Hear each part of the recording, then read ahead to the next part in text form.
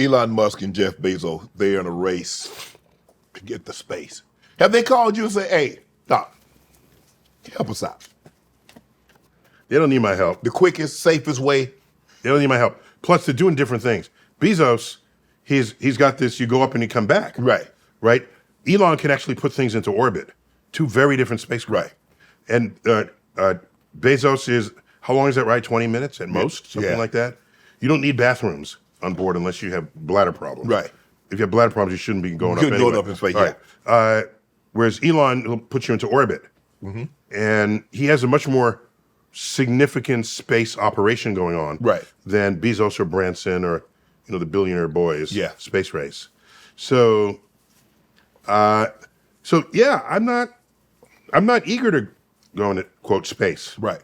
Because to everybody who asks me that, they're talking about these going up and coming back. Right.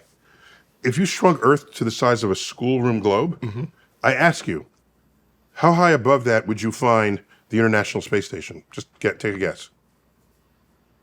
A couple of miles. From the schoolroom globe? Yeah. Okay. The space station is 0.4 of an inch above the surface. That's it?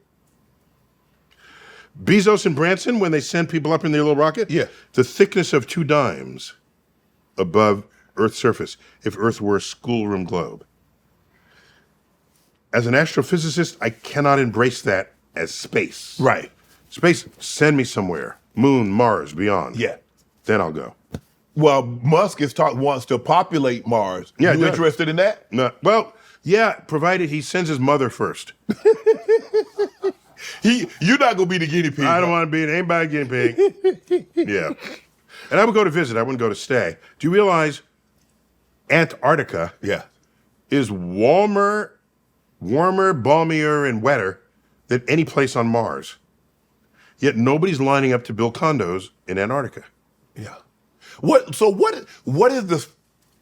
And I guess I'm asking the wrong person. But what's the fascination about putting having people go to another planet or go to have people to be out of space? What is that fascination? To go where no man has gone before. Oh, Star Trek, huh? Just because you don't feel it doesn't mean others wouldn't. You think people would actually want to live?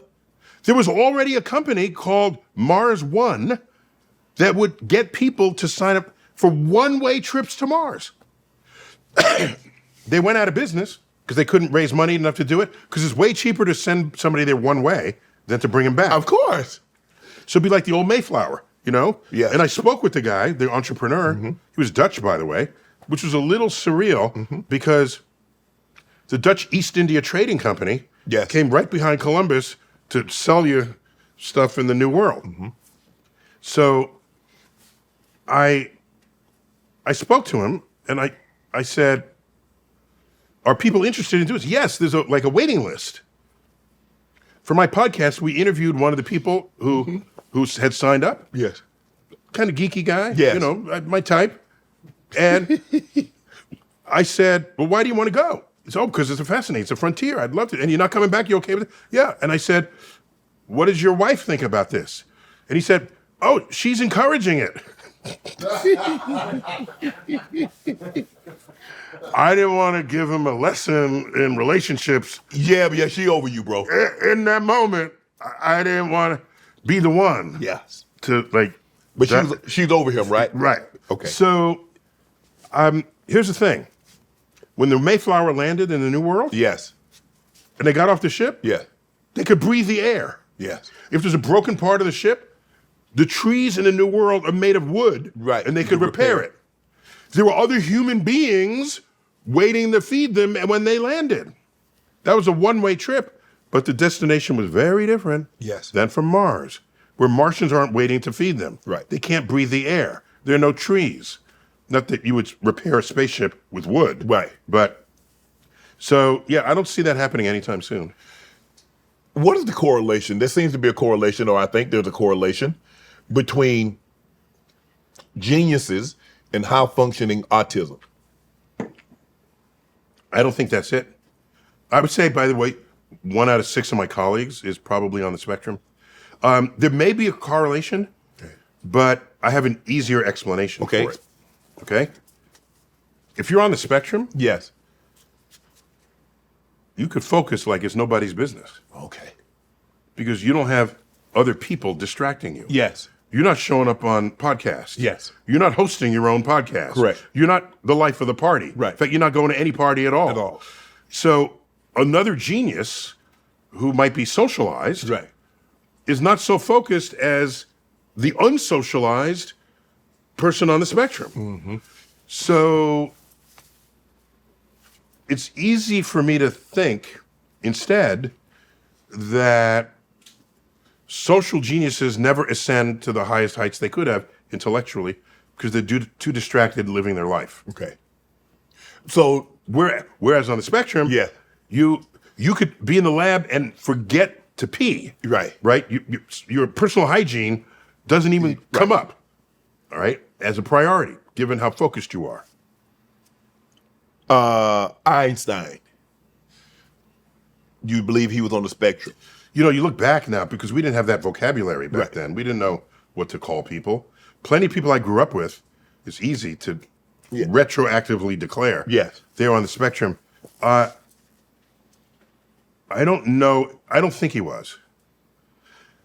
Because he had an awareness and a sensitivity to, well, I don't want to generalize everybody on the autism spectrum. It's so, the symptoms are so varied. But in terms of seeing what people think and feel and do, when he was at Princeton, Yes. Marian Anderson came through town. She couldn't stay in the Nassau Inn, which is the hotel Yes. in town. He put her up. He put her up. Black opera singer. Yes. He's written about the plight of black people, and he noticed some similarities between the plight of Jews in Hitler Europe and the plight of black people in America, and made these correlations.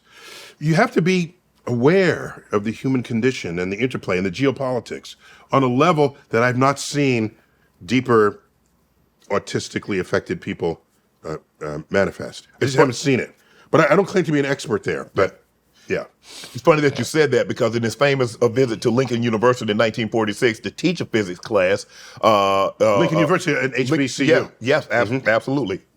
He Historically black college and university. Historically black college. I went to one. I'm an HBCU. Oh, yeah, yeah. alum. Which one? Where'd you go to? Savannah State. Is that right? Okay, I did.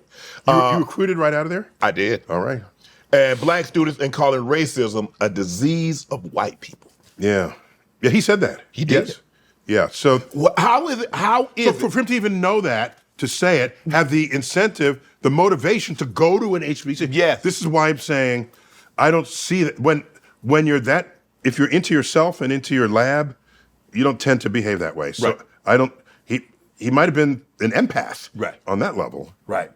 Which is kind of the opposite. Want to join Club Shay Shay? Become an official member by hitting that subscribe button, where you never know who's going to be joining us for drinks and conversation. Don't be late to the party because you know we like to do something before two something.